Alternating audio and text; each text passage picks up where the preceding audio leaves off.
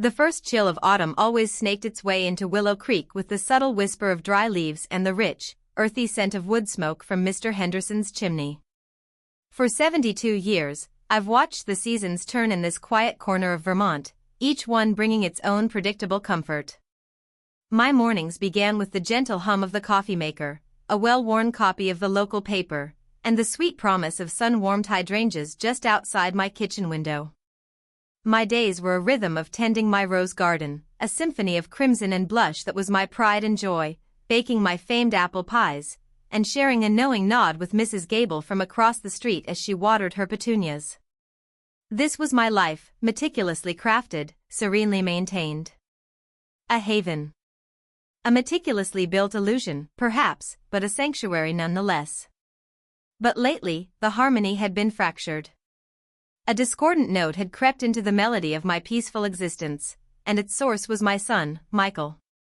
Michael, my gentle, history-loving boy, now a man of 45, a respected teacher at the local high school, a loving husband to Sarah, and a doting father to my two bright grandchildren, Emily and David. He was the anchor of my world, the constant reminder of a life I had built on firm foundations, far from the shifting sands of my past. Yet, 4 weeks now, he had been distant. His eyes, usually so warm with the light of curiosity and affection, held a new, unsettling shadow. His laughter was less frequent, his shoulders more hunched, as if bearing an invisible weight. He'd jump at unexpected sounds, his phone was practically glued to his hand, and he often excused himself mid-conversation, muttering about work. It wasn't like him. Not my Michael. My heart, usually so steady in its old age, a testament to decades of careful living, now fluttered with an unfamiliar anxiety. A mother knows her child, not just their habits, but the very resonance of their soul. And Michael's soul was troubled. I'd tried to coax it out of him, of course. Over cups of tea, during our weekly Sunday dinners, even during the quiet moments we shared while watering his small vegetable patch. "Is everything all right, dear?" I'd ask, my voice carefully modulated, casual. He'd always offer a reassuring, though strained, smile. "Just school, Mom. You know how it is." But I did know. And this wasn't just school. He was spending an inordinate amount of time in the old garage behind his house, a place that once belonged to his father, Arthur. Arthur, God rest his soul, had spent his last years painstakingly restoring a vintage Ford Mustang, a powerful beast of a car that symbolized his youth. He never finished it. Michael had promised to complete his father's work, a promise he'd taken to heart with almost religious fervor. But now, the garage had become less a sanctuary of shared purpose and more a fortress, an enigma. The roar of the engine, which used to signify progress, had become a muffled sound of secrecy. Today, the silence from the garage was what worried me most. Too quiet. My solution, as it often was, involved baking. A fresh batch of Michael's favorite oatmeal raisin cookies. The scent of cinnamon and oats filled my kitchen, a warm, comforting aroma that always had a way of cutting through the sharp edges of my worries. I carefully arranged them on my grandmother's antique porcelain platter, covered them with a linen cloth, and decided. This was it. A simple, maternal gesture. An excuse. My real intention was far less innocent. I wanted to see him. Not just see him, but observe him. To catch a glimpse of whatever secret gnawed at his peace. I told myself it was just a mother's concern, a simple need to reassure myself. But a deeper, older instinct, one I had carefully buried for decades, was stirring. A premonition, a cold claw gripping my insides, warned me that something significant, something dangerous, was unfolding. Old scars, both visible and invisible, tingled under my skin. The autumn air outside was crisp, carrying the faintest hint of wood smoke. The leaves on the maples were already painting the hillsides in fiery hues of red and gold. It was a beautiful, tranquil afternoon. The kind of afternoon where nothing truly terrible should ever happen. I walked the short distance to Michael's house, the platter of cookies a familiar weight in my hands. Sarah was out, likely at her book club. The grandchildren were at school. The house was quiet. As I approached the garage, the faint rumble of voices reached me. Not the usual clatter of tools and the lone murmur of Michael humming to himself. Two voices. One was definitely Michael's, low and tense. The other, unfamiliar. Deep, gravelly, with an undercurrent of something sharp, almost predatory. My heart gave a little lurch. This was it. The reason for his secrecy. I slowed my pace, my steps barely rustling the fallen leaves on the driveway. The old wooden door of the garage was slightly ajar, a sliver of darkness promising an illicit peek.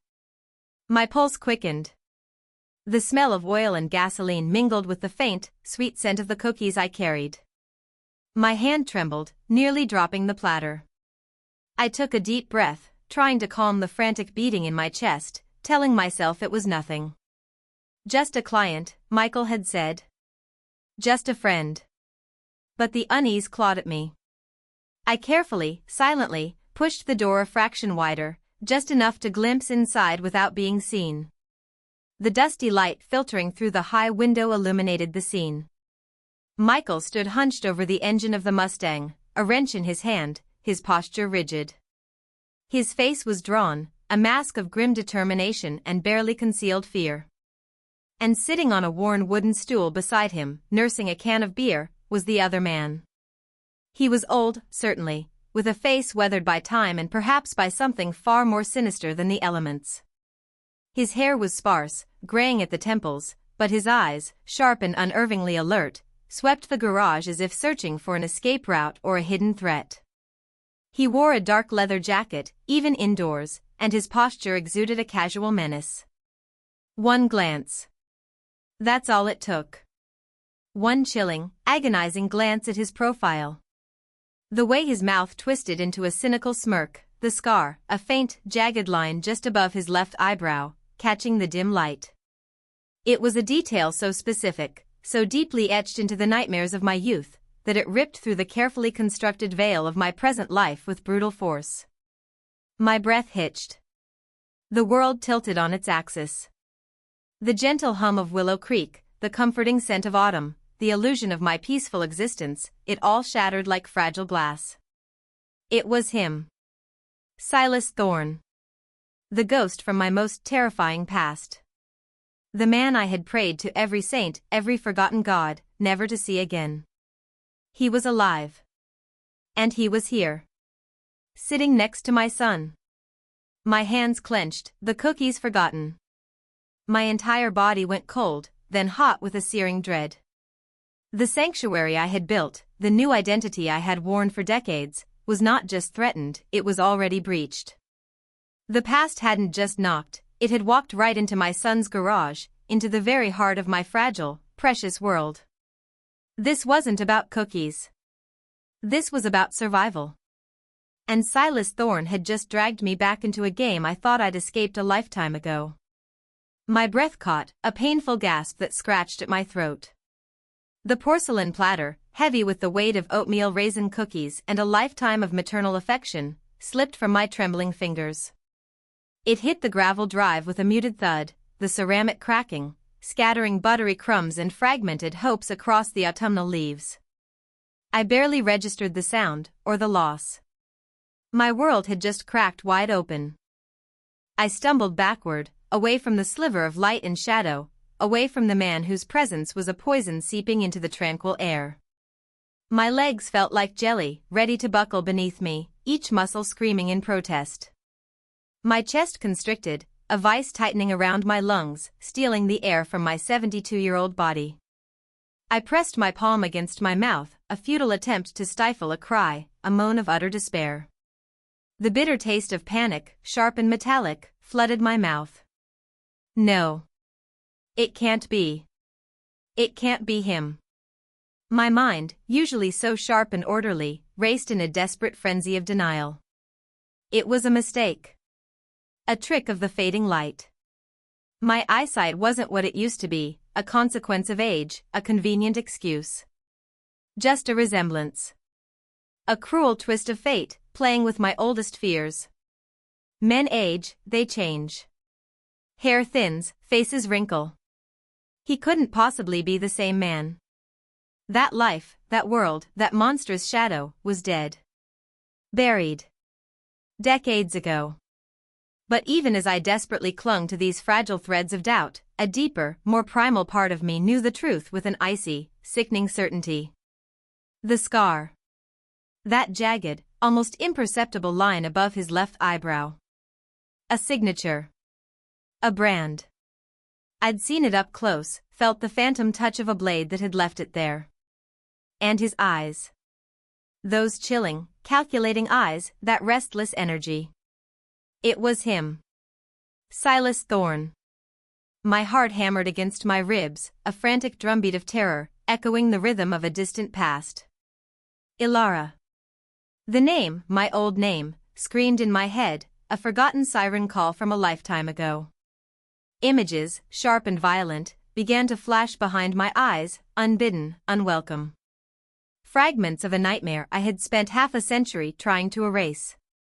The oppressive heat of a humid New York night. The acrid smell of smoke and gasoline. The guttural shouts of men, their faces contorted by greed and violence. The shattering of glass. The metallic tang of fear in my own mouth. Then, his face. Younger, sharper, leaner, but unmistakably his. A sneer, a glint of cruel amusement in his eyes as he held something, a small, heavy bag, perhaps, in one hand, while gesturing menacingly with the other. A woman's scream, shrill and brief, cut short by something heavy falling. A sudden, blinding flash of orange fire. And my own desperate, animalistic urge to run. To disappear. To shed my skin and become someone else. I swayed, my vision blurring, the familiar world of Michael's driveway twisting into the chaotic inferno of my past. My knees finally gave out, and I sank to the ground, scraping my hand on the rough gravel. The pain was dull, distant, overshadowed by the searing agony of remembrance. I pushed myself up, scrambling, almost crawling, back down the driveway, away from the garage. Away from Michael. Away from Silas. My breath came in ragged gasps, each one a struggle. I didn't dare look back. I just needed to put distance between myself and that awful truth, even if it was just a few agonizing yards.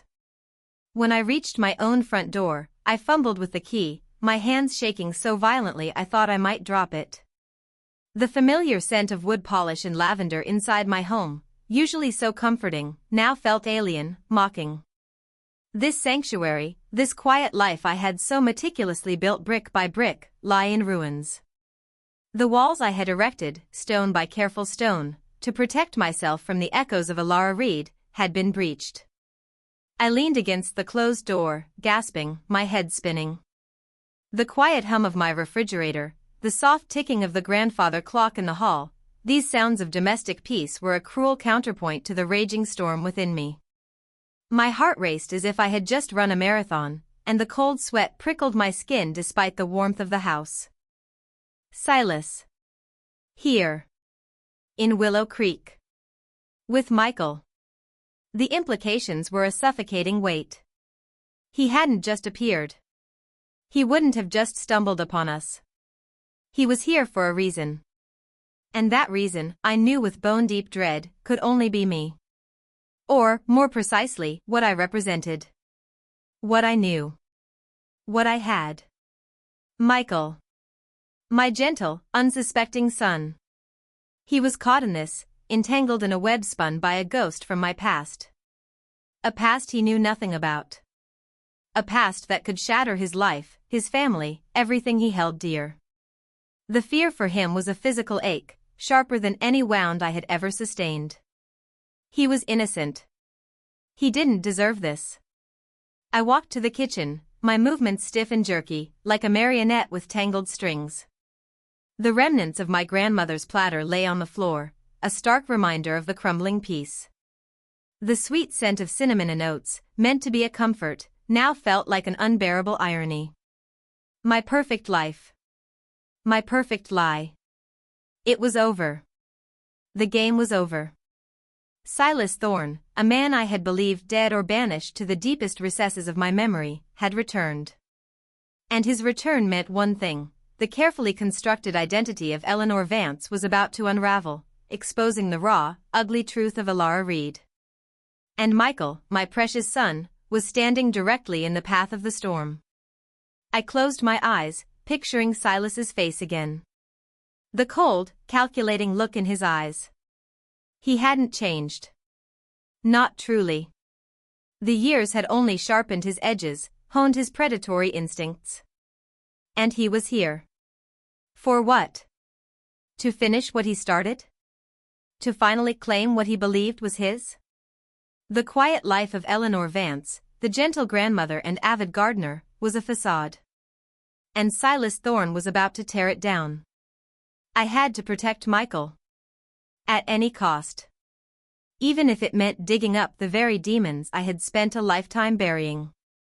The game was indeed over, but a new, far more dangerous one had just begun. The next few days blurred into a suffocating haze of hyper-awareness and cold dread. My usual routine, once a source of comfort, now felt like a fragile shield against an encroaching darkness. Every morning, I still watered my hydrangeas, but my gaze constantly darted towards Michael's house, my ears straining for any sound from his garage. My hands still needed dough for bread, but the warmth of the flour felt alien, my thoughts miles away, tangled in a web of fear and fractured memories. I became a ghost in my own life, moving through the familiar motions while my mind was consumed by a single, terrifying question: what is Silas doing to my son? Michael's demeanor confirmed my worst fears. The tension that had been a faint tremor beneath his surface now manifested as a constant, visible tremor. His smile, when he offered it, was a brittle thing, easily shattered. He ate less, slept little, and his eyes, once so bright and full of life, now held a haunted, faraway look, like a man trapped in a waking nightmare. He'd pace the floor during phone calls, his voice low and urgent, only to cut the conversation short with a sudden, "I'll call you back," if I entered the room. He became adept at avoiding my gaze, at deflecting my gentle inquiries with vague answers and forced cheerfulness. And Silas. He became a fixture. Not daily, not openly, but enough to cast a long, chilling shadow over Michael's home. His beat-up black pickup truck, a utilitarian, anonymous vehicle, would often appear in Michael's driveway, usually in the late afternoon or evening, after the school day ended. Sometimes, I'd see it parked there for hours, its presence an insidious cancer spreading through the peaceful neighborhood.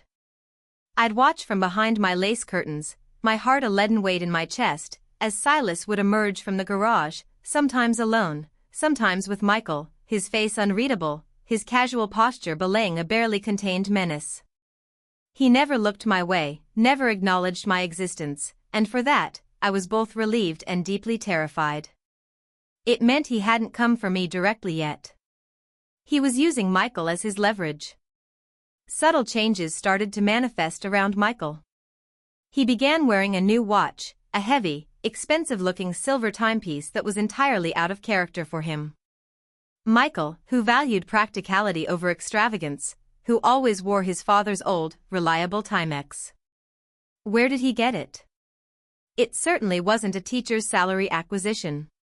There was a new, sleek toolbox in his garage, one I glimpsed through the window, far too professional for a hobbyist, gleaming ominously amidst Arthur's old, rusty tools. Small things, perhaps, but to my reawakened senses, they screamed of illicit activity, of a world that was fast consuming my son. One particularly crisp afternoon, the air smelling of apples and imminent frost, I ventured over to Michael's. Sarah was at work, and the children were still at school. I told myself I was bringing over a fresh loaf of sourdough, but my real motive was to talk to Michael, to force the issue. To peel back the layers of his fear and find the truth. I found him in the garage, hunched over the Mustang's engine, just as he had been the day I first saw Silas. But today, he was alone. The wrench in his hand trembled slightly, and his brow was furrowed in concentration, or perhaps, despair. He didn't notice me at first. "Michael?" I said, my voice soft, but firm. He jumped, startling so violently that he nearly dropped the wrench. He spun around, his eyes wide and panicked, before quickly composing himself. "Mom. You startled me." He forced a smile, but it didn't reach his eyes. "What are you doing here?" "Just brought you some bread, dear," I said, placing the warm loaf on a nearby workbench. The smell of yeast and warm crust briefly cut through the familiar scent of oil and metal. "You've been working hard. You look tired." He rubbed a hand across his forehead, smearing grease across his temple. "Yeah, this old thing is giving me a run for my money.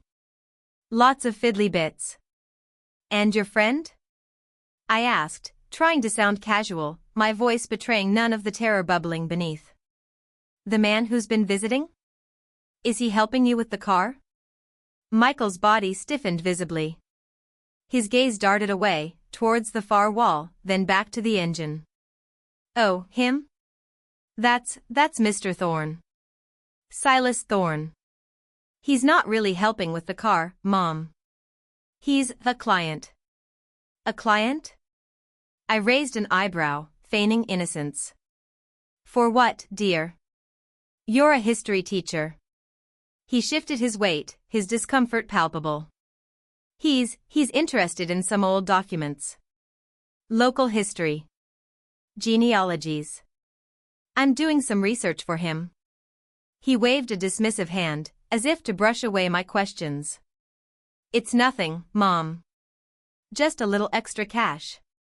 You know, with the kids getting older, college funds and all that." His voice was too loud, too quick. His explanation was paper-thin, transparent to my experienced eye. "History? Genealogies?" My voice was calm, but my blood ran cold. Silas Thorne had never cared about history, only about profit. And survival. "He seems to spend a lot of time here for old documents, Michael. And he doesn't strike me as the type to frequent the library archives." Michael's face flushed. His jaw tightened. "Mom, please. It's really not a big deal. He's intense, sure, but he's paying well. And I need the money." He wouldn't meet my gaze. The lie hung heavy in the air between us, a poisonous cloud. "Need the money for what, Michael?" I pressed, my heart aching. "Is everything all right with Sarah? With the house?" He finally looked at me, and in his eyes, I saw it, not just fear, but a flicker of resentment, a desperate plea for me to just drop it. "Everything is fine, Mom. I just need to get this car done. And this extra work helps." He turned back to the Mustang, his posture closing off, dismissing me. "Look, I really need to focus. I'll see you Sunday for dinner, okay?" I knew then, with absolute certainty, that he was lying. He wasn't just working on a project for extra cash. He was caught. Trapped. Silas Thorne wasn't hiring a history teacher for genealogical research. He was ensnaring a good, honest man in something dark, something dangerous. And the more Michael tried to push me away, the more determined I became. As I walked back across the driveway, the fresh sourdough loaf still warm in my hands, I saw Silas's truck turn the corner onto the street. He was early today. I quickly ducked behind my own garage, not wanting to be seen, not wanting him to know I was watching. The truck pulled into Michael's driveway, and Silas, agile for his age, emerged. He gave a quick, almost imperceptible glance around the neighborhood, his eyes sweeping over my house for a fleeting second before he entered the garage. A flicker of something in his gaze, a cunning intelligence, a cold awareness. Did he know I was there? Was he playing a game of cat and mouse? The shadow he cast over Michael's house was long, dark, and growing with each passing day. My peaceful life, my meticulously crafted sanctuary, was not just breached, it was now a battleground. And I, Eleanor Vance, the quiet grandmother, was about to become a Lara Reed once more. The hunt was on. And this time, my prey was the ghost of my past, who held my son's future in his chilling grip. The bread, still warm from the oven, lay untouched on my kitchen counter. Its comforting aroma, which usually filled me with a sense of purpose and peace, now felt like a bitter mockery. Michael's evasiveness, his forced smiles, the barely concealed fear in his eyes, they were all arrows piercing the heart of my carefully constructed serenity. Silas Thorne wasn't just a client. He was a predator, and my son, my unsuspecting, good-hearted son, was his prey. The next morning, an unseasonably warm sun streamed through my kitchen window, illuminating dust motes dancing in the air, but failing to warm the ice in my veins. My mind was a whirlwind of frantic thoughts. I needed answers. I needed to understand the depth of Michael's entanglement. And there was only one place I could start, Michael's garage. I waited until I saw Michael's car pull out of his driveway, heading towards the high school. Then, I watched as Sarah left for her shift at the clinic. The coast was clear. My heart hammered with a mixture of fear and grim determination. This was a violation of his privacy, a boundary I would never normally cross. But this wasn't about propriety anymore. This was about survival. Stepping into the garage was like stepping into a different world. The familiar scent of oil and gasoline was stronger here, mixed with a faint, metallic tang I couldn't quite place. The Mustang, Arthur's beloved project, sat forlornly on jacks, its engine exposed, a tangle of wires and pipes. Tools lay scattered on the workbench, a chaotic array that was unlike Michael's usual tidiness. He was distracted, clearly. My eyes swept the room, searching. What was I looking for? I didn't know. A clue. A sign. Something to confirm my suspicions and perhaps reveal the nature of Silas's hold over him. My gaze fell upon the new toolbox I had glimpsed days earlier. It was sleek, modern, with a lock on the top drawer. Too new, too expensive, too out of place. My fingers, surprisingly steady despite the tremor in my soul, reached for the drawer. It was locked, of course. But decades ago, Alara Reed had learned a thing or two about locks. It was a skill I had hoped to bury forever, a relic of a dangerous past. Now, it was a necessary evil. I scanned the garage, my eyes darting from one corner to another. Hidden keys? Perhaps. But Silas wouldn't be so careless. My gaze settled on an old, forgotten fishing tackle box, dusty and tucked away beneath the workbench. Arthur's. He'd kept spare keys in there sometimes, for the shed, for the old tractor. A long shot. But worth a try. I opened it. Amidst rusty hooks and tangled fishing line, nestled under a faded flannel cloth, was a small, crudely fashioned wire. A pick. One that Arthur had used for an old antique chest he'd bought, a hobby of his. And something else.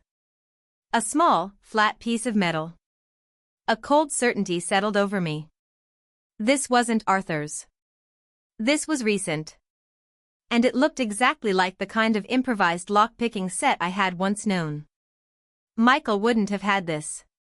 Not for antique chests. Not for fishing.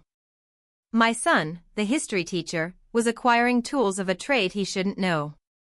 My fingers, remembering the forgotten motions, picked up the wire. It felt disturbingly familiar in my hand. I knelt before the new toolbox, my breath held. My ears strained, listening for any sound of an approaching car, a stray noise that might betray my presence. The world outside, the chirping birds, the distant hum of traffic, seemed impossibly far away. It was just me, the toolbox, and the terrifying echo of my past. The lock was simple, not designed for serious security. My fingers, guided by instinct, moved with surprising agility. A click. Then another. The satisfying thunk as the drawer sprang open was both a triumph and a sickening confirmation of my fears. Inside, it was orderly, but chilling. Not wrenches and screwdrivers, but a collection of specialized tools. Slim Jims, small, delicate instruments I recognized as being used for manipulating car locks, and, most disturbingly, a set of master keys, clearly labeled for various car models. This wasn't about fixing Arthur's Mustang. This was about something else entirely. Something illicit. Beneath the tools, folded neatly, were documents. Not history papers. These were printouts of property records, old blueprints, some of them clearly for abandoned warehouses or commercial buildings in distant towns. There were numbers, dates, times, coordinates, jotted down in Michael's neat handwriting, next to various addresses.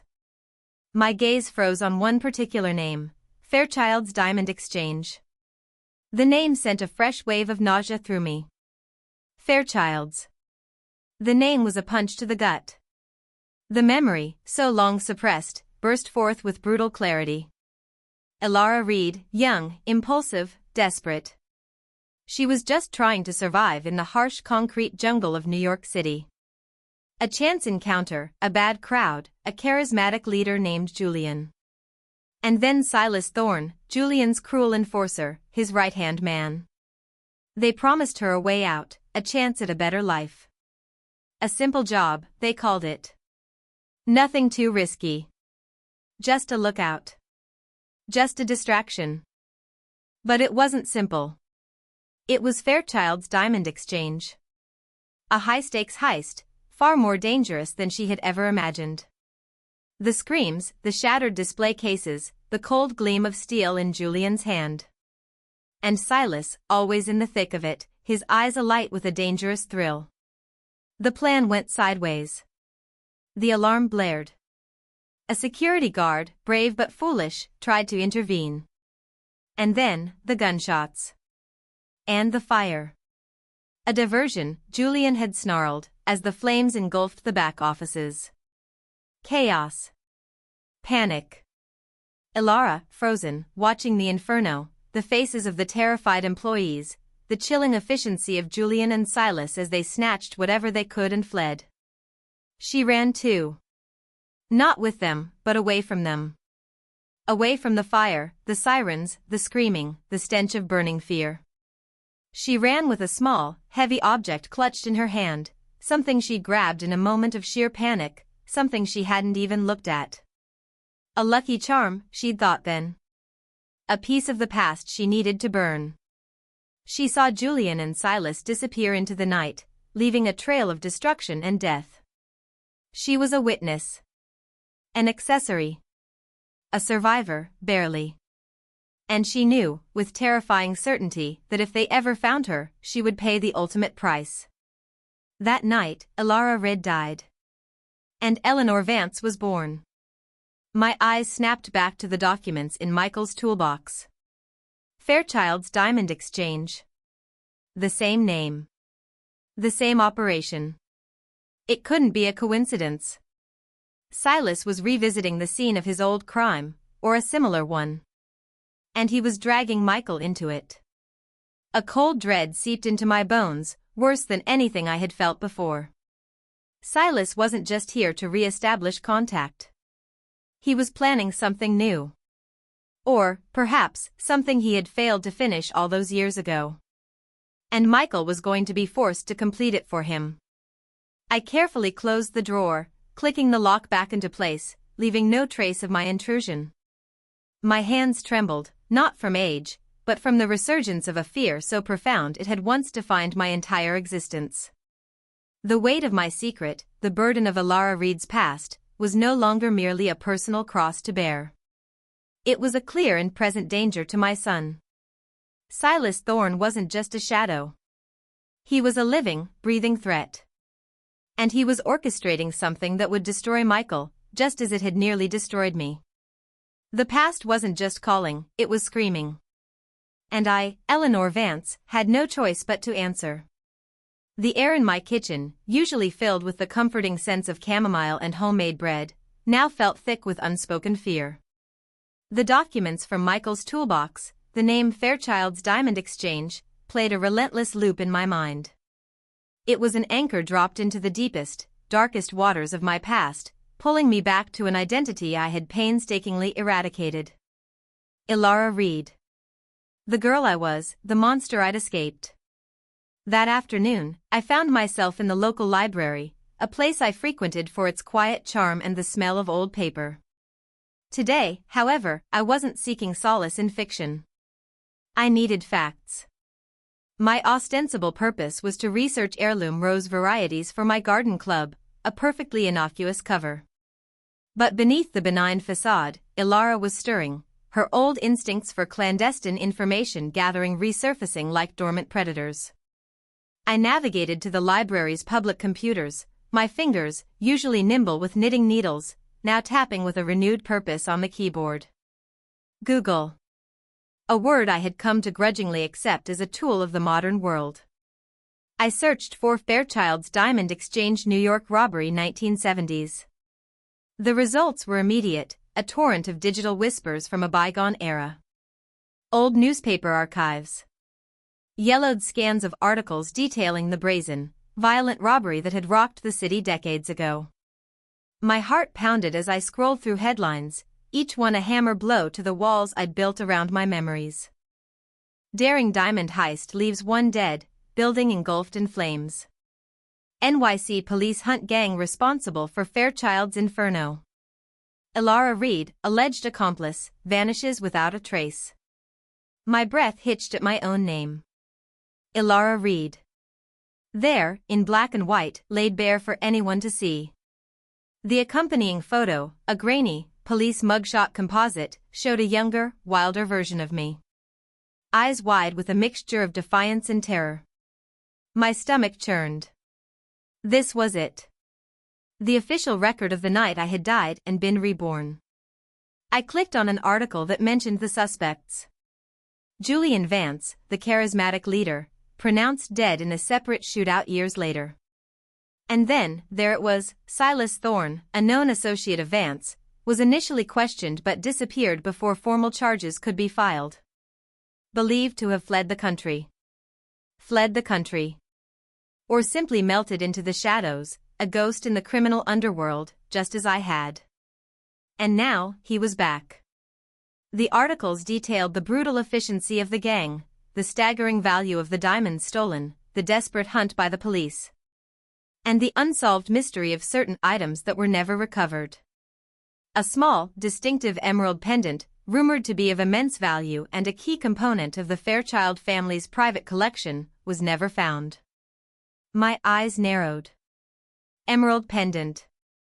A memory, fleeting but sharp, pricked at my mind. The chaos. The burning building.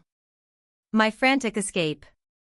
And the small, heavy object I'd clutched, not knowing what it was, only that it was something. Something that had fallen from a velvet-lined display case. Something small enough to fit in my palm. I'd buried it. Deep. Far from the world, far from myself. A testament to my escape, a tangible piece of that hellish night. I hadn't thought about it in decades. It was just a heavy, cold rock to me then. But to Silas. Suddenly, the pieces clicked into place with a horrifying precision. Silas wasn't just planning a new job. He was trying to finish an old one. He hadn't forgotten the emerald pendant. Or, more likely, he knew I had it, or had always suspected I did. He was looking for what I had unknowingly taken. Or perhaps, what he believed I had intentionally stolen from him. The reason for his reappearance, for his insidious entanglement with Michael, crystallized into a single, terrifying truth. Silas was here for the pendant. And he believed Michael could lead him to it. Or, perhaps, he was using Michael to pressure me into revealing its hiding place. My past wasn't just calling, it was violently ripping its way back into my present, dragging my innocent son along with it. Michael, in his desperation for extra cash, had become a pawn in Silas's decades-long game. Silas had probably found Michael through some convoluted path, perhaps through financial difficulties, exploiting his vulnerability. He had likely presented himself as an opportunity, a solution, only to reveal the true cost later. I closed the browser, the glowing screen reflecting my pale, drawn face. Eleanor Vance, the serene gardener, was gone. In her place, Ilara Reid stood, older, wiser, but with the same fire of survival burning in her gut. The fear was still there, a constant companion, but it was now tempered by a fierce, maternal protectiveness. I walked home through the quiet streets of Willow Creek, the familiar houses and manicured lawns seeming alien, detached from the swirling vortex of my thoughts. Each rustling leaf sounded like a whispered threat. Every passing car felt like a potential pursuer. Silas Thorne wasn't just a threat to my secret, he was a threat to Michael's life. He was dangerous, ruthless, and he knew I was alive. He knew my old identity. And he would stop at nothing to get what he wanted. The game wasn't over. It had just begun. And this time, I wasn't running. I was fighting. For Michael. For my family. For the life I had built, flawed as it was. The emerald pendant, buried deep beneath my tranquil rose garden, was no longer just a forgotten artifact. It was a ticking time bomb. And I was the only one who knew where it was. The quiet, unassuming exterior of Eleanor Vance had always been my greatest disguise. Now, it was time to turn that disguise into my most potent weapon. It was time for Alara Reid to resurface, not as a victim, but as a warrior. The air grew sharper, the leaves crunchier beneath my sensible walking shoes. Autumn was deepening, mirroring the chill that had settled deep in my bones. With each passing day, the insidious influence of Silas Thorne wove itself tighter around Michael, transforming him from my gentle son into a man I barely recognized. The thin threads of his life, once so vibrant and strong, were becoming frayed, stretched taut by an unseen hand. I watched, a silent observer from my kitchen window, as Michael's car would sometimes leave at odd hours, long after Sarah and the children were asleep. He'd return before dawn, looking even more haggard, more burdened. The heavy, expensive watch on his wrist was no longer an anomaly, it was a symbol of his debt, his entanglement. It screamed of deals made in shadows, of sleepless nights filled with regret. The tension at Michael's house was palpable, even from across the lawn. Sarah, usually so bright and open, now carried a perpetual frown. Her laughter, once so easy, had dwindled to a strained chuckle, a mere ghost of its former self. I saw her crying silently in her garden once, her face buried in her hands, her shoulders shaking. My heart twisted with a fresh wave of agony. My past was not just destroying Michael, it was tearing apart his family, the very fabric of my grandchildren's innocence. I knew I couldn't stand by any longer, observing from the sidelines. I had to approach Sarah, however delicate the conversation might be. She deserved to know something, even if I couldn't yet reveal the full, horrifying truth. One afternoon, I baked a lemon pound cake, a favorite of Sarah's, and carried it over. The excuse was simple, comforting. The reality was a desperate attempt to breach the wall of silence that had grown between us. Sarah opened the door, her eyes red-rimmed, her face pale. "Eleanor. Come in." Her voice was soft, fragile. The house, usually filled with the energetic chaos of children and the warm scent of home-cooked meals, felt quiet, stifled. David and Emily were at a friend's house. "Just wanted to bring you this," I said, offering the cake. "And check in. You haven't seemed yourself lately, dear." She led me to the kitchen, a space that now felt heavy with unspoken worries. "Thank you, Eleanor. That's very sweet." She picked at a loose thread on her apron. It's Michael." My heart clenched. "What about Michael, dear?" I asked, my voice as calm as I could make it, masking the storm within. She sighed, a sound laden with exhaustion. "He's just changed. He's not himself. He's always out, or in the garage. And when he is home, he's distant. He snaps at the kids. He's withdrawn from me." She looked at me, her eyes brimming with unshed tears. "I don't know what to do.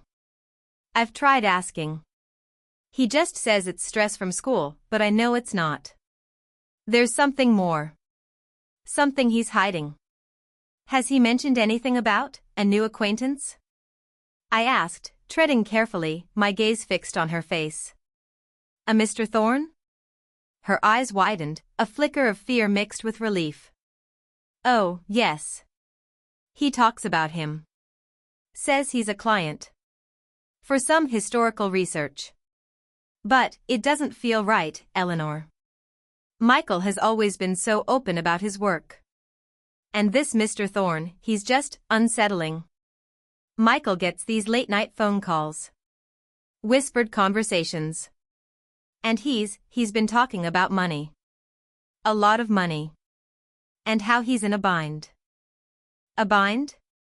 I repeated, my voice barely a whisper. So, the debts were real. The trap was set.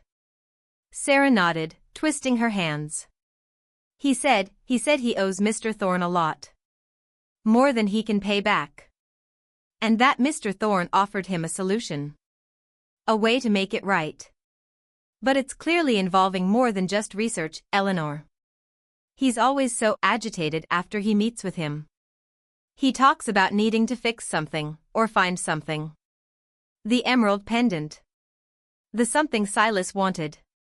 He wasn't just collecting debts, he was forcing Michael to be his unwitting accomplice, or perhaps, a desperate seeker. Sarah, I began, my voice taking on a gravitas that surprised even myself. Listen to me very carefully. This man, Mr. Thorne, he is very dangerous. And whatever Michael is involved in, it is not what he says it is. You need to be strong. For the children. For yourself. She looked at me, her eyes filled with confusion and growing fear. Dangerous? Eleanor, what are you talking about? I hesitated. How much could I tell her without unraveling my entire life? I can't explain everything right now, Sarah. But please, trust me. You need to keep your distance from this man. And keep the children away from him. Do you understand? She nodded slowly, her brow furrowed, processing my words. The sheer conviction in my voice, the urgency of my plea, seemed to bypass her rational mind and speak directly to her primal fears. Yes, Eleanor. I understand. I'll be careful. But what about Michael? I will handle Michael, I said, my gaze firm, unwavering. I will protect him. But I need you to be vigilant.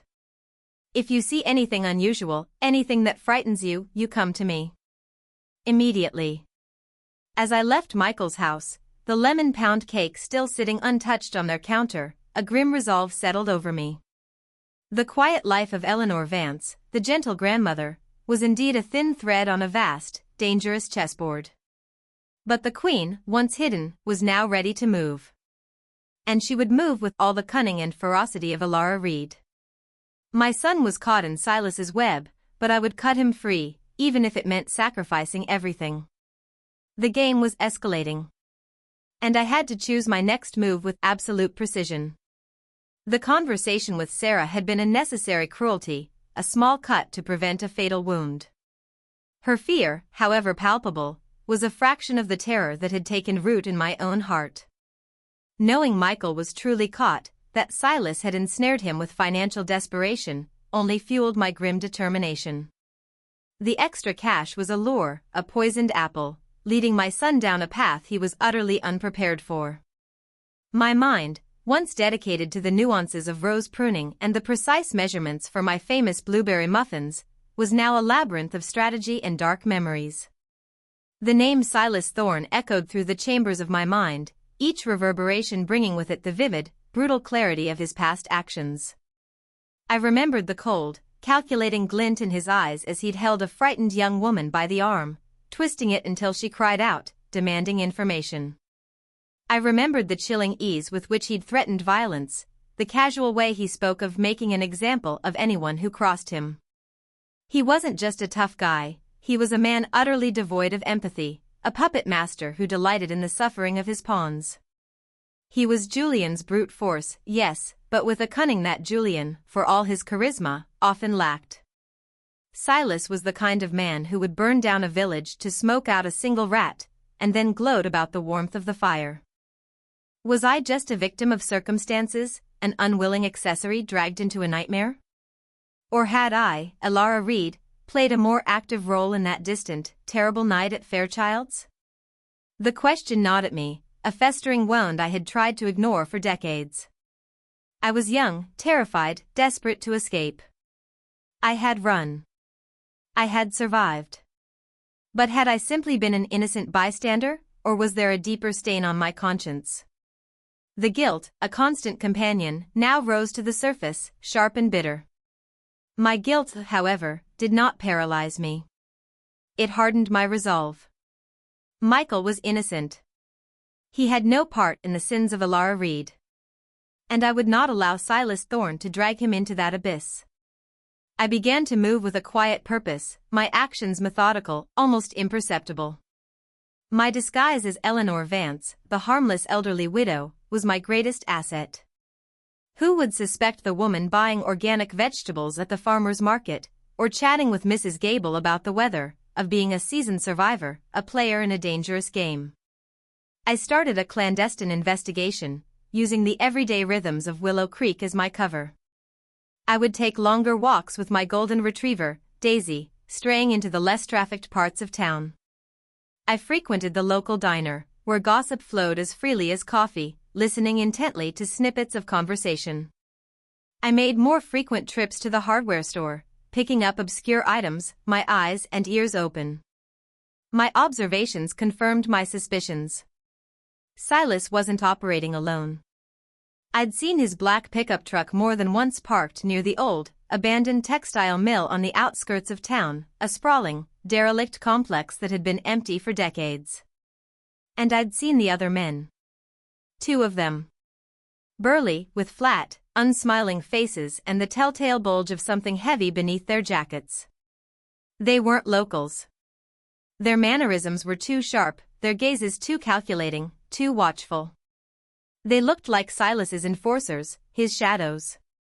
I'd catch glimpses of them, sometimes sitting in a parked car down the street from Michael's house, sometimes lingering near the town's small park where Michael often took his children. They were observing, watching, their presence a constant, low thrum of menace. They weren't just supervising Michael, they were making sure he didn't try to bolt. They were the visible threads of the web Silas had spun around my son. The knowledge chilled me to the bone, but it also ignited something deep within. A spark of the old Elara. The Elara who had survived. The Elara who had outsmarted predators and built a new life from the ashes of the old. The instinct for self-preservation, now transformed into fierce maternal protection, surged through me. I remembered how Elara, stripped of everything, had learned to observe, to anticipate, to use her surroundings to her advantage. How she had moved through the underbelly of a city, a ghost in plain sight. These skills, long dormant, were now awakening, stretching their rusty limbs. My years as a gardener, tending to delicate plants, had taught me patience. My years as a baker had taught me precision. My years as a survivor had taught me to recognize danger, and to act. This wasn't just about protecting Michael from financial ruin. This was about protecting him from a man who embodied the darkest parts of my past, a man who would ruin lives without a second thought to achieve his ends. Silas Thorne. He was the devil I knew, and he had come for my soul, disguised as a client for my son. I made a silent vow, looking out at my thriving rose garden, at the delicate petals that belied the thorns beneath. I had run once. I had hidden once. But I would not run again. And I would not hide. Not when my son's life hung in the balance. The old scars might ache, but they also served as a reminder of what I was capable of. Eleanor Vance was about to shed her skin, and Elara Reed was ready to fight. The quiet rhythm of my days, once a comforting lullaby, now felt like a taut drumbeat, each throb a reminder of the escalating danger. The gentle Eleanor Vance, known for her prize-winning hydrangeas and comforting presence, was slowly, inexorably, giving way to Elara Reed, the survivor, the strategist. The transformation wasn't sudden, but a gradual unearthing of skills and instincts I had carefully buried beneath decades of domesticity. My morning walks with Daisy, my faithful golden retriever, were no longer merely for fresh air. They became reconnaissance missions. I noted the patterns of traffic on Michael's street, the shifts when Silas's truck was present or absent, the discreet locations where his two shadowy enforcers parked their nondescript sedan. I observed how they interacted, their terse nods, their quick, scanning glances. They were professionals, or at least well-trained thugs. Silas didn't trifle with amateurs. My garden, once my sanctuary, became a training ground for my mind. As I meticulously pruned a thorny rosebush, I mentally mapped out the layout of Michael's garage, the angles of the windows, the potential blind spots. As I mixed my dough, the rhythm of my hands became a meditation on strategy, weighing risks and rewards. The mundane tasks of my life became tools for a much darker purpose. Flashes of the old Alara, the one who navigated the dangerous underbelly of a bustling city, resurfaced with startling clarity. I remembered how she'd honed her observational skills, learning to read faces, to decipher unspoken threats, to blend into the background like a shadow. How she'd memorized escape routes, assessed vulnerabilities, planned for every contingency. These weren't learned from books, they were etched into her very being by the harsh hand of necessity. I recalled a time, long before Arthur, long before Willow Creek, when I had found myself cornered in a grimy alleyway, two hulking figures blocking my escape. Young Alara, not yet hardened by the Fairchild's fire, had frozen in terror. But then, a flicker of instinct. A loose brick in the wall. A shard of broken glass glinting in the dim light. She hadn't fought fair. She hadn't fought like a lady. She had fought to survive, leaving them disoriented and clutching their eyes, while she disappeared into the maze of the city. That cold ruthlessness, that primal cunning, now stirred within the 72-year-old Eleanor Vance. I knew Silas Thorne would never expect this. He would see an old woman, a grandmother, a fragile shell. And that, I realized, was my greatest advantage. My invisibility. My perceived weakness. It would be his undoing. I needed more information. Not just about Silas's past, but his present. Where was he staying? Who was he meeting? I expanded my covert surveillance. I'd linger a bit longer at the general store, chatting with Martha at the checkout, casually asking about new faces in town. I learned that a Mr. Thorne had rented one of the cabins at the old Whispering Pines Resort, a slightly run-down place on the other side of the lake, far enough to be discreet, but close enough to be convenient. It had a phone line, but no internet, a detail that resonated with Silas's old-school methods. He preferred direct contact, fewer digital traces. One afternoon, feigning a leisurely drive to admire the autumn foliage, I steered my sensible sedan past Whispering Pines. I spotted Silas's black pickup parked near a secluded cabin, smoke curling from its chimney. And next to it, the nondescript sedan of his enforcers. They were entrenched. They weren't leaving until their objective was met. My fear for Michael grew, sharp and cold. Silas Thorne was not a man who abandoned a pursuit. He was like a wolf, patient and relentless. And he had a pack. My son was surrounded, caught in a carefully constructed trap. But I was no longer just a frightened mother. I was Alara Reed. And she understood traps. She understood predators. She knew how to turn the hunter into the hunted. The gentle gardener was dead. The huntress, cloaked in the guise of an old woman, was awake. And she was ready. Ready to use every ounce of her cunning, every fragment of her buried past, to protect her son. The game was no longer just about survival, it was about liberation. And I, Eleanor Vance, was preparing for battle. The autumn wind, now carrying the definite bite of winter, whipped through Willow Creek, scattering the last stubborn leaves across my porch. Inside, my carefully tended hearth fire offered little warmth against the cold dread that now clung to me like a shroud. The huntress was awake, yes, but the weight of the coming confrontation pressed heavily upon me. My son's future, his very freedom, was hanging by a thread, and Silas Thorne held the scissors. I needed to know the full extent of Michael's predicament. His vague allusions to debt and solutions weren't enough. I needed to understand the mechanics of Silas's trap. My opportunity came unexpectedly one blustery afternoon. I had driven over to Michael's, ostensibly to drop off some freshly made apple butter. I saw Silas's pickup already there, parked in its usual spot. My heart hammered, a familiar, unwelcome beat. Instead of approaching the front door, I slipped around to the side of the garage, where a small window, usually painted over, had been recently cleaned to let in more light. It was slightly ajar, rattling in the wind. A perfect vantage point.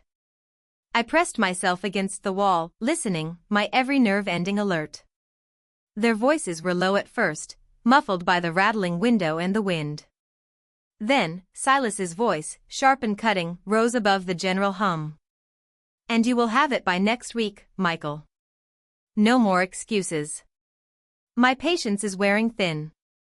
Michael's voice, strained and hoarse, responded. "Silas, I told you, it's not that simple. The records are old. And I can't just break into a private collection without raising suspicion. I'm a teacher, for God's sake." Silas chuckled, a dry, humorless sound that scraped against my nerves. "Oh, you'll manage. You've been so resourceful with the other research I've had you do, haven't you? The blueprints for the old warehouse in Brattleboro? The access codes for the alarm system in that abandoned jewelry store in Rutland? You're a quick study, Michael. A real natural." My blood ran cold. Brattleboro. Rutland. My son, the kind, history-loving teacher, was involved in breaking and entering. He was a scout, a planner, forced into a criminal enterprise. My fears were confirmed, amplified to a horrifying degree. Those were abandoned places. Michael protested, his voice desperate. "Just recon. This is different. This is an active target. A private residence. It's too risky. And I don't even know what I'm looking for." "You're looking for what I tell you to look for," Silas snarled, his voice losing its veneer of casual threat. "And it's not a private residence, it's a vault. A secure location where certain family heirlooms are kept. And I've given you the general idea of what it looks like. A small, green bauble. Highly distinctive. And highly valuable. The one that disappeared from Fairchild's all those years ago. The emerald pendant." My blood turned to ice. He was looking for my pendant. The one I had unwittingly carried away from the inferno of my past. He knew it existed. And he believed Michael was the one to retrieve it. "Fairchild's?" Michael's voice was filled with disbelief, confusion. "What does that have to do with anything? And I still don't understand why you think it would be there. Or why I have to get it." Silas sighed, a sound of theatrical exasperation. "Because, Michael, sometimes the most unlikely people hold the most valuable secrets. And sometimes, those secrets have a way of resurfacing in the most unexpected places. Let's just say, your dear old mother, she has a very interesting history. A history that's deeply intertwined with that green bauble. And with me." A stunned silence followed. Michael. My Michael. His mother. Silas had just laid out the bare bones of my secret, hinting at a connection that would shatter Michael's world. My stomach lurched. Then, Michael's voice, incredulous, filled with a mixture of anger and confusion. "My mother? What are you talking about?" "My mother is Eleanor Vance. She bakes pies and tends her garden. She wouldn't know a green bauble from a pebble." Silas chuckled, a low, menacing sound.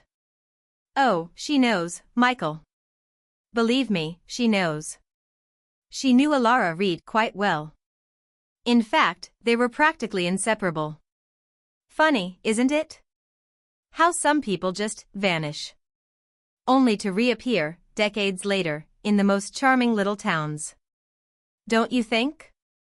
He paused, letting his words hang in the air, a poisonous vapor. My heart pounded so hard I thought it would burst through my chest. He knew. He knew I was Alara. And he was using that knowledge as a weapon against my son. Next week, Michael, Silas continued, his voice dropping to a dangerous whisper. You bring me the pendant. Or I promise you, your quiet little life, your pretty wife, your sweet children, they'll all pay the price. And that little secret about your mother, well, I'm sure the local press would find that quite the story. Something to ruin her impeccable reputation. Something to ensure your children grow up knowing exactly what kind of blood runs in their veins. You understand me? A choked sound came from Michael, a sound of utter despair. You can't. Oh, I most certainly can, Silas retorted, his voice chillingly calm. And I will. Unless you deliver. I pulled away from the window, stumbling back, my hand flying to my mouth to stifle a scream of pure terror and rage. He had found me. He knew. And he was using Michael to get to me, to force me to reveal the pendant's hiding place.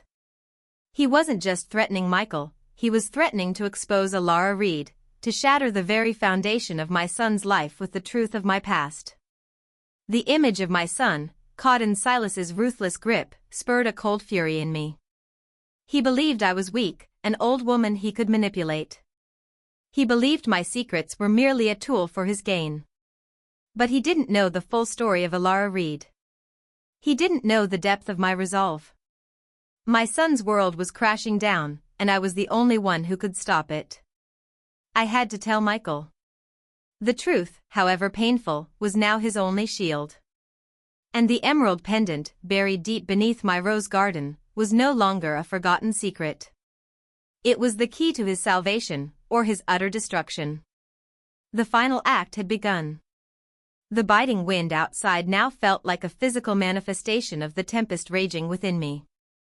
Silas's words, sharp and venomous, echoed in my mind. Your dear old mother, she has a very interesting history. She knew Alara Reed quite well. He hadn't just discovered my secret, he was weaponizing it, twisting it into a blackmail tool to destroy Michael and claim his prize.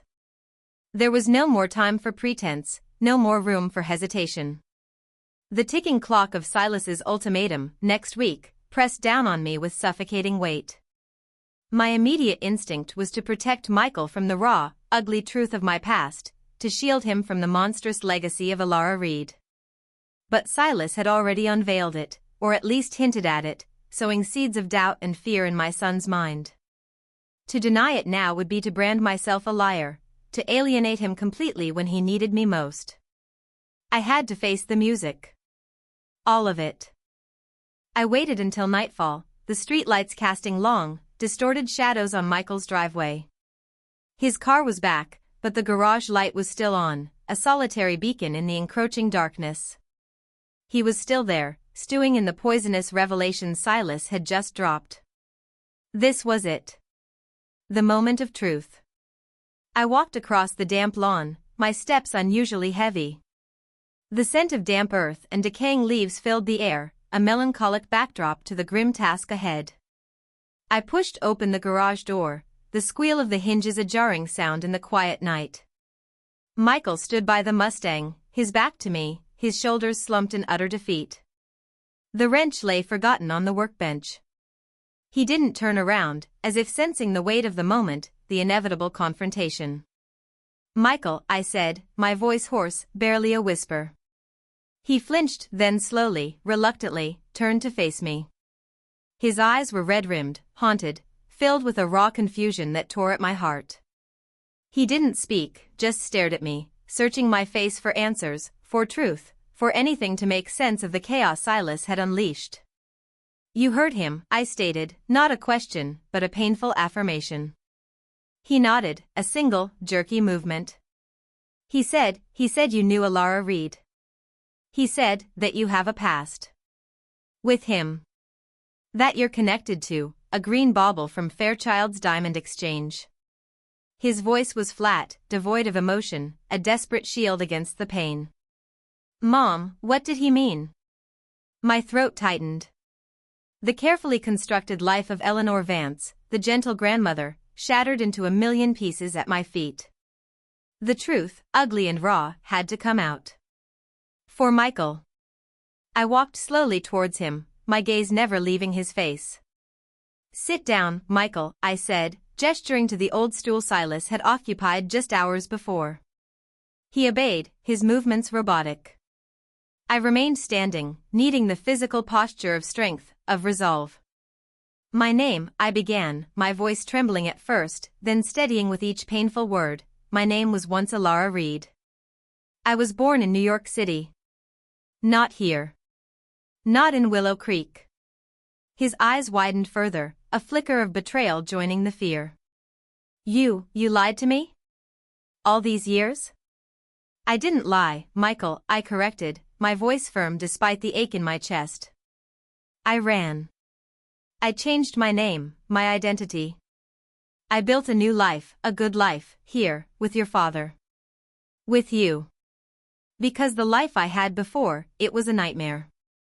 A nightmare I had to escape to survive. I took a deep breath, the garage air suddenly suffocating. Silas Thorne, he was part of that nightmare. A long time ago. He was involved in a robbery. A diamond heist. At Fairchild's Diamond Exchange. It went horribly wrong. People died. There was a fire. I was there. I was part of it. Not willingly, not as a willing participant, but I was there. And I ran. I saw the shock register on his face, the horror, the utter disbelief. His mother. His sweet, unassuming mother. A criminal. My heart shattered for the boy who was losing his mother, not to death, but to a terrifying truth. I know this is impossible for you to comprehend, I continued, my voice raw with emotion. I know this shatters everything you thought you knew about me. But I need you to understand, Michael. I wasn't the mastermind. I was young, desperate, foolish. I fell in with the wrong crowd. And Julian Vance, Silas's boss, he was charismatic, manipulative. He exploited my desperation. I tried to get out, but once you're in with people like that, it's not easy. And that night, I escaped. I took nothing with me, except one small thing, by accident. In the chaos. A small, green pendant.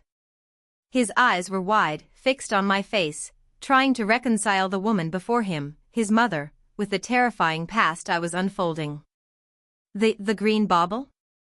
I nodded. Yes. I buried it. Deep. I didn't know its value then. I just knew it was a piece of that hell, and I wanted it gone. To never remind me of what I had seen, what I had done. I thought it was gone forever. That I was gone forever. That Alara Reed was dead. I took a step closer, my hand reaching out, resting gently on his arm. His muscles were tense, rigid. Silas, he knew I was there. He suspected I had something. He's been searching for that pendant for decades. And now, he's found me. And he's found you. He's using you, Michael. Using your debts, your good nature, to force you to find that pendant for him. To pressure me into giving it to him. He finally looked away, his gaze falling to his hands, clenched into fists. He said he'd expose you. Expose our family. Ruin everything. He will, I confirmed, my voice unwavering. Unless we stop him. And we will. Together. He looked up at me again, his eyes filled with a new emotion, raw anger, mixed with profound pain. Mom, how could you? How could you hide this for so long? For my whole life? The question hung heavy in the air, a painful silence. Because I loved you, Michael, I whispered, my voice thick with unshed tears. I loved you and your father more than life itself. I wanted to protect you from that darkness. To give you a clean, beautiful life, free from the shadow of Alara Reed. I thought I had succeeded. I thought I had buried her forever. He didn't answer. His face was a mask of conflicting emotions, betrayal, shock, hurt, and perhaps a nascent understanding. He was furious, yes, but also scared. And he saw the desperation in my eyes, the raw, agonizing truth of my confession. "I know you're angry, Michael," I said, my voice firming, regaining its strength. "And you have every right to be. But right now, we don't have time for anger. We have a monster to face. And that monster is Silas Thorne. He has given you an ultimatum. He wants that pendant. And he will destroy everything if he doesn't get it. So, we give it to him. But we do it on our terms." His gaze met mine, and for the first time, I saw a flicker of something new in his eyes, not just fear, but resolve. A faint echo of the steel I knew lay beneath his gentle exterior. He was still reeling, still processing, but he was also listening. He was no longer just a victim. He was a son, and he was ready to stand with his mother, even if that mother was a ghost from a terrifying past.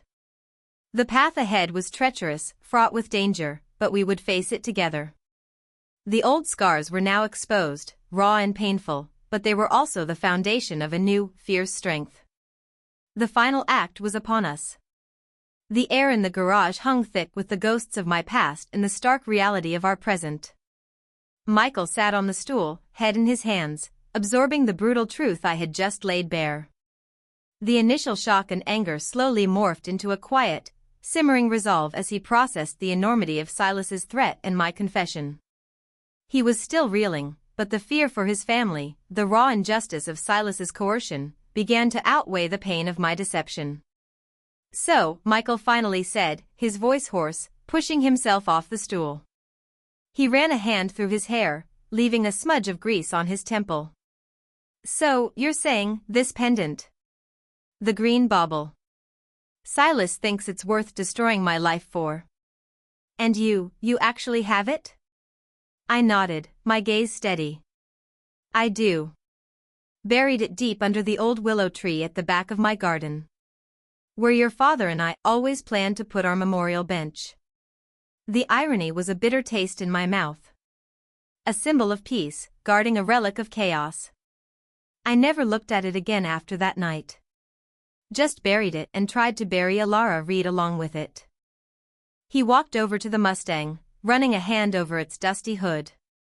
"And Silas, he wants me to break into some secure vault to get it, thinking I'm finding his lost treasure, when all along it's been, here. In Willow Creek. With you." A mirthless chuckle escaped him. "The man's a fool." "No, Michael," I corrected softly.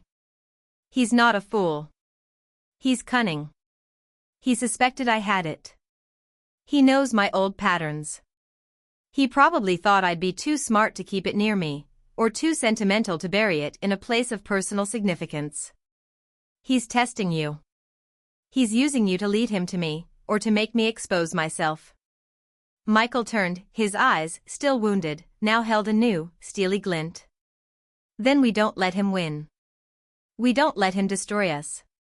He looked at me, truly saw me, not just Eleanor Vance, but Alara Reed, the survivor. "So, what do we do, Mom? How do we give him the pendant on our terms?" A glimmer of grim satisfaction flickered within me.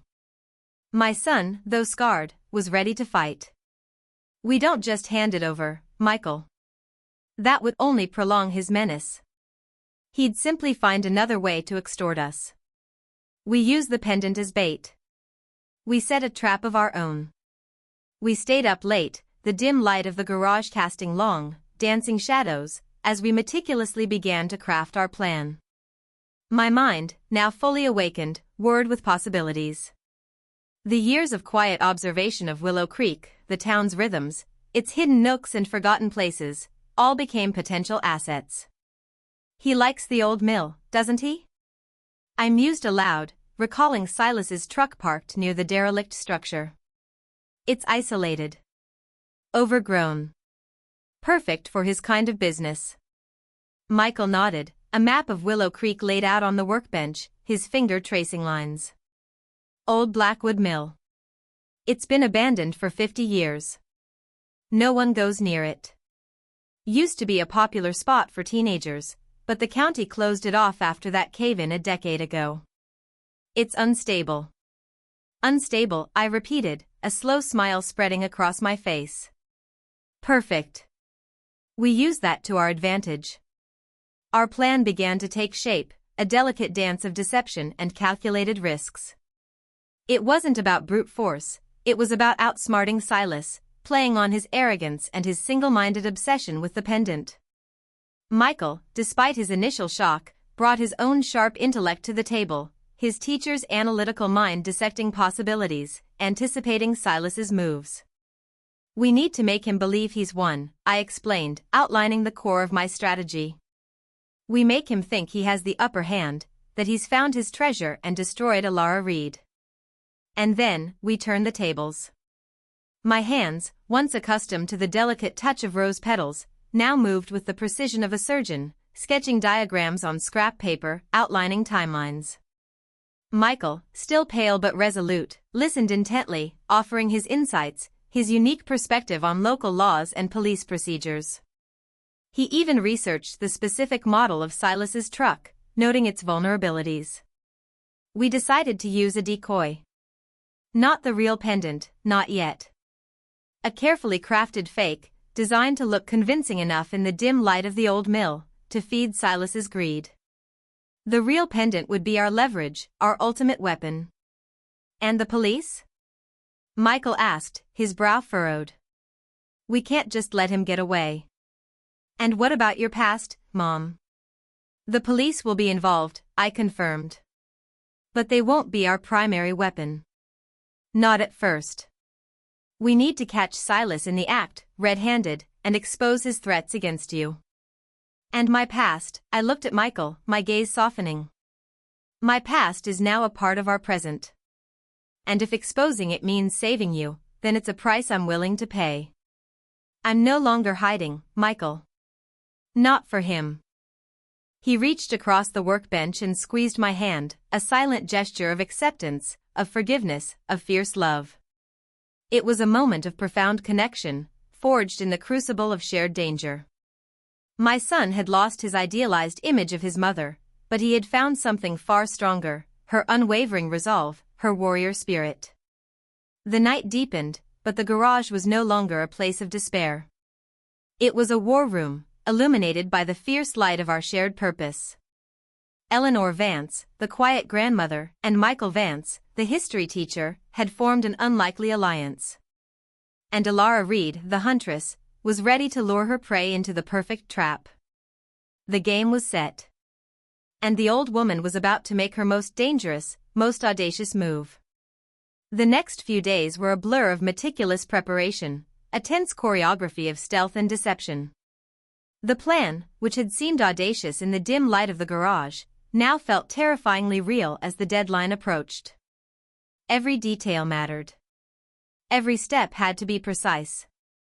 The fate of my son, and indeed, the uneasy peace I had cultivated for decades, hinged on it. Our primary objective was to lure Silas to the old Blackwood Mill, a place steeped in history and decay, a perfect stage for the grim drama we were about to enact. Its isolation, its treacherous terrain, and its crumbling structure would all be our allies. First, the bait. Michael, still wearing his mask of increasing desperation, delivered a carefully worded, anonymous message to Silas through an intermediary known to his enforcers, a burner phone, acquired under strict instructions from me. The message hinted at a breakthrough, a discovery of a stash connected to the Fairchild's heist, hidden in a place of sentimental value to the old woman. A place Silas would never suspect. A place Michael, under duress, had managed to track down. The rendezvous was set for dusk, 2 days hence, at the old Blackwood Mill. The message specified no one else. Just Silas. And Michael. The pendant, Michael would claim, was too delicate, too valuable to be handled by anyone else. This was a direct challenge to Silas's ego, an appeal to his greed, designed to ensure he came alone, or at least, left his usual muscle at a distance. While Michael skillfully handled the communication, I was busy with my own preparations. I visited the real pendant. Under the cover of twilight, I dug up the small, heavy object from beneath the willow tree in my garden.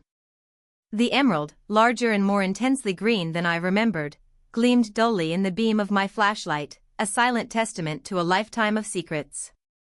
It was beautiful, valuable, and utterly poisonous. I carefully wrapped it in a velvet cloth, then secured it in a small, weighted leather pouch. This was not the bait. This was the ultimate leverage. The actual bait was a meticulously crafted fake. Using my old jewelry-making tools, long packed away, I fashioned a convincing replica. A large piece of green glass, carefully cut and polished, set into a cheap metal frame. In the dim light of the old mill, to a man blinded by greed, it would pass. I dabbed a tiny drop of old rose oil on it, hoping to give it a faint, familiar scent, a subtle psychological trigger from my garden. Then, the terrain. I spent hours at the old mill, sometimes alone, sometimes with Michael, under the guise of reminiscing about Willow Creek's industrial past. We mapped out its treacherous interior, the unstable floorboards, the crumbling walls, the dark, hidden stairwells, the old, rusted machinery that lay dormant like sleeping dragons.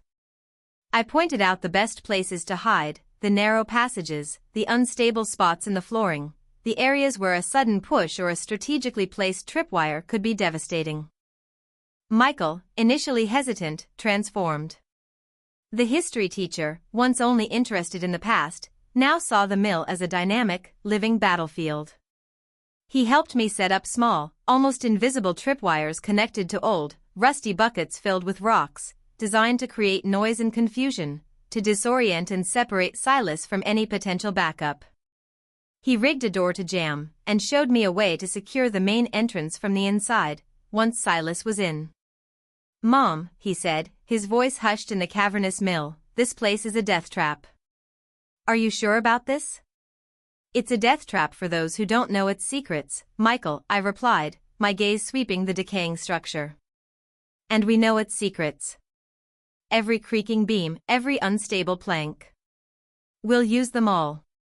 My internal monologue was a whirlwind of fear and a strange, exhilarating sense of purpose. This was it. The culmination of decades of running, hiding, building a new life. Elara Reed, the frightened girl, had become Eleanor Vance, the serene gardener. Now, Eleanor Vance was about to become Elara, the strategist, the protector. The woman who would fight for her son's freedom, even if it meant sacrificing her own. The eve of the rendezvous was cold and clear, the moon a sliver in the sky. My old house felt strangely empty, filled with the echoes of a past about to collide violently with the present. I brewed a strong cup of tea, my hands steady as I poured, but my heart a frantic drumbeat against my ribs. I thought of Arthur, my beloved husband, whose quiet strength had been my anchor. He would have been horrified by this, by the resurgence of Elara. But he would have understood the desperate, fierce love of a mother. I thought of Michael, my son, who now carried the heavy burden of my past, yet stood beside me, unwavering. He was no longer just my innocent boy, he was my partner, my comrade in this desperate gambit. I laid out the fake pendant, gleaming dully on my kitchen table, next to the real one, safely tucked away in its weighted pouch. Two objects. One a lie, one the truth. Both equally powerful in the hands of a woman determined to save her son. The air thrummed with anticipation, with the electric charge of impending conflict. Fear was a cold, constant companion, but beneath it, a strange sense of liberation bloomed. I was no longer hiding. I was no longer running. I was fighting. And the old woman, in her quiet, unassuming way, was about to teach Silas Thorne a very painful lesson about underestimating her. The old mill awaited its grim guests. And its secrets were about to be put to deadly use. The twilight hours descended upon Willow Creek with a hushed gravity, painting the sky in bruised purples and smudged grays. The air at the old Blackwood mill was thick with the scent of damp earth, decaying wood, and an undercurrent of something metallic, perhaps just rust, or perhaps the sharpening edge of dread. My heart, a relentless drum against my ribs, hammered a rhythm that was both terrifying and exhilarating. Tonight, Eleanor Vance would face her ghost. I stood in the vast, echoing main chamber of the mill, the faint light filtering through the grime-caked windows doing little to dispel the gloom. My sensible walking shoes were swapped for sturdy boots, my comfortable cardigan replaced by a thick, practical jacket. A small flashlight, a relic from Arthur's toolkit, was tucked into my pocket. My hands, surprisingly steady, held a small, weighted leather pouch, the genuine emerald pendant, my ultimate leverage. The fake lay waiting on a dilapidated wooden table we had strategically placed in the center of the room. Michael was not with me. He was in position, hidden amongst the dense brush outside, with a burner phone, ready to make the anonymous call to Detective Miller, our last resort.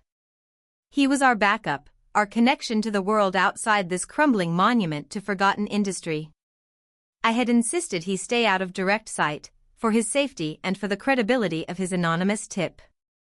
The minutes stretched into an eternity, each tick of an imaginary clock amplifying the silence, the wind's mournful sigh through broken panes.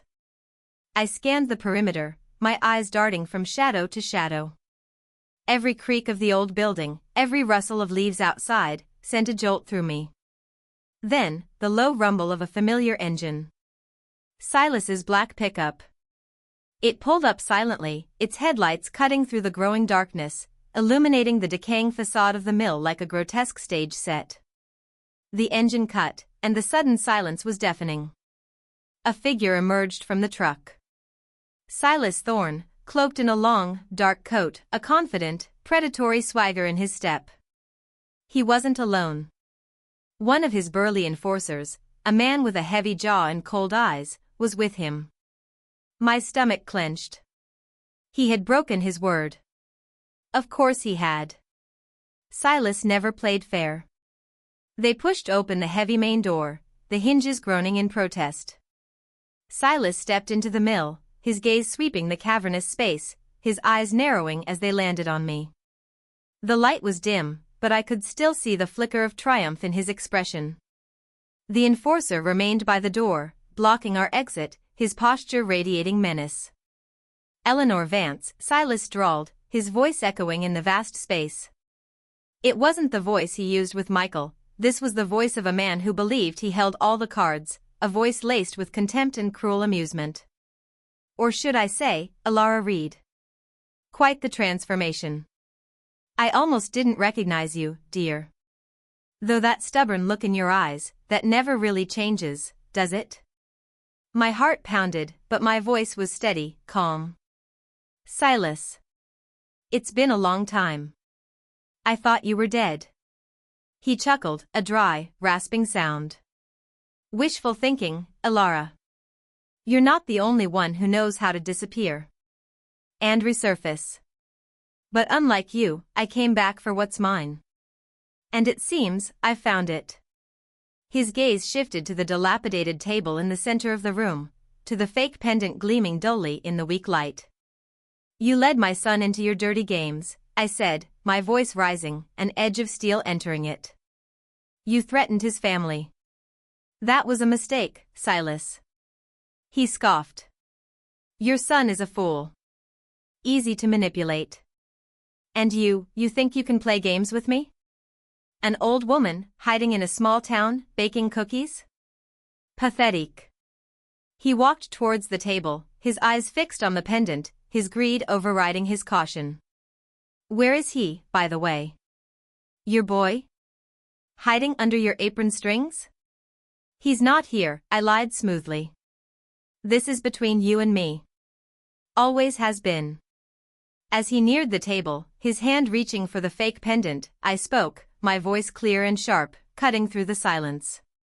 Don't touch it, Silas. He paused, a flicker of irritation crossing his face. Oh. And why not? It's what I came for. The Fairchild's emerald. The one you so conveniently misplaced decades ago. It's not yours, I retorted, my voice firm. And it's not the only thing from that night. There's something else. Something you overlooked.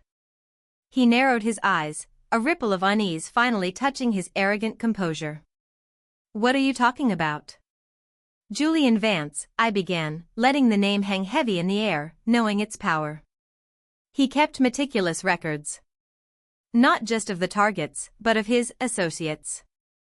their weaknesses, their betrayals. And he kept a detailed account of how the Fairchild's heist went sideways. And who was responsible for the collateral damage. A particular incident involving a security guard and a certain ruthless enforcer. Silas froze, his hand inches from the fake pendant.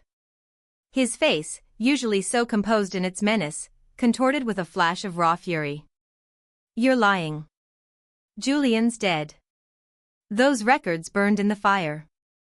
Did they? I challenged, my gaze unwavering. Or did he have a contingency? A hidden stash of information? Information that proves your true role in that night, Silas. Information that could send you away for life. Information that I managed to preserve. Just in case. His face paled, his eyes darting to his enforcer, then back to me. The greed for the pendant was now warring with a deeper, more primal fear. He knew Julian. He knew Julian was capable of such a thing. And he knew I was not above using it. You play a dangerous game, Alara, he hissed, his voice low and menacing.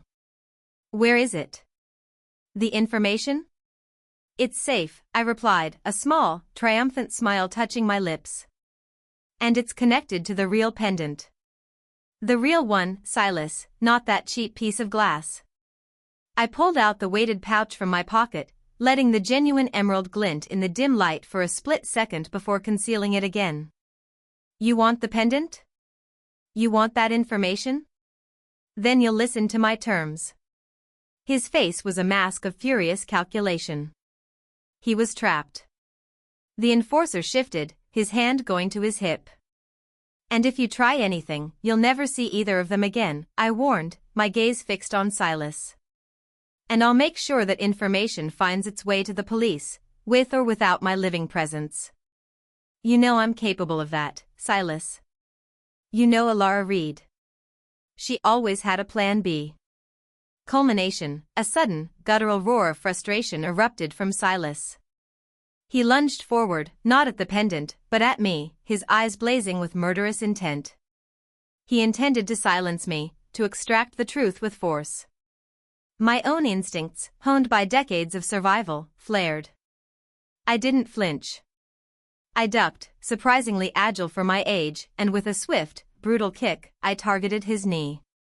He cried out, losing his balance, stumbling backward into the rickety wooden table. The noise of his fall, the shattering of the fake pendant, was the signal. From the rafters above, a cascade of old, rusty buckets, triggered by Michael's tripwires, rained down with a deafening clatter. Dust exploded into the air, creating a blinding, chaotic haze. The enforcer, startled, looked up, distracted. This was my chance. As Silas scrambled, clutching his injured knee, I seized the opportunity. My hand shot out, not to strike, but to grab the heavy, metal crank of an old, rusted machine. With a surge of adrenaline, I pulled, releasing a powerful lever. The ancient gears groaned, turning with agonizing slowness, and a massive, rusty iron door, concealed behind a pile of debris, began to slide open, revealing a hidden, vertical shaft leading to the lower levels of the mill. This way, Silas, I yelled, my voice ringing with grim triumph. This is where we settle our debts. He looked up, his eyes now filled with pure, unadulterated terror, realizing he had stepped into my trap, my domain. The old woman, the baker of cookies, had become the architect of his downfall. He wasn't the hunter anymore. He was the prey. And the mill, our silent witness, was about to claim its due. The air in the old Blackwood mill hung heavy with dust, the acrid smell of rust, and the lingering tension of battle. Silas Thorne, his face contorted in a mask of pain and fury, lay sprawled near the now opened shaft, clutching his injured knee.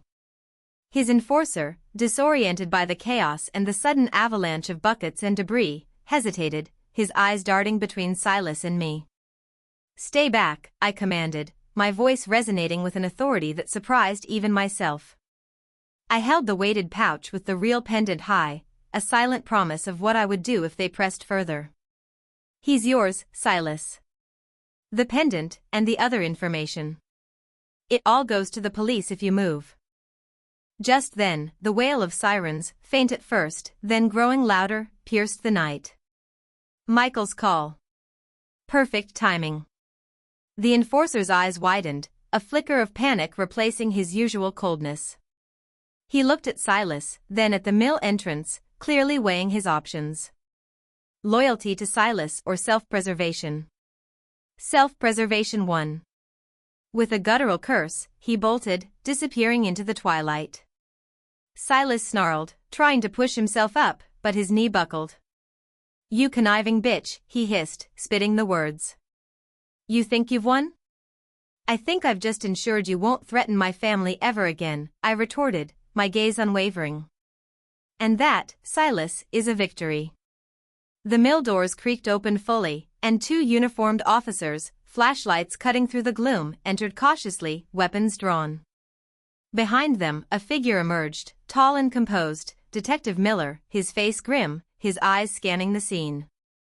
He had been quietly investigating Silas's suspicious activities in town, an anonymous tip having brought him to the mill.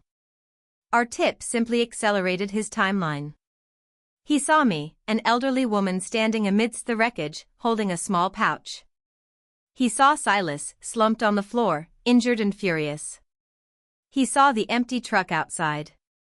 His gaze lingered on me for a moment, a question in his eyes, before he focused on Silas. "Silas Thorne," Detective Miller said, his voice calm but authoritative. "You're under arrest.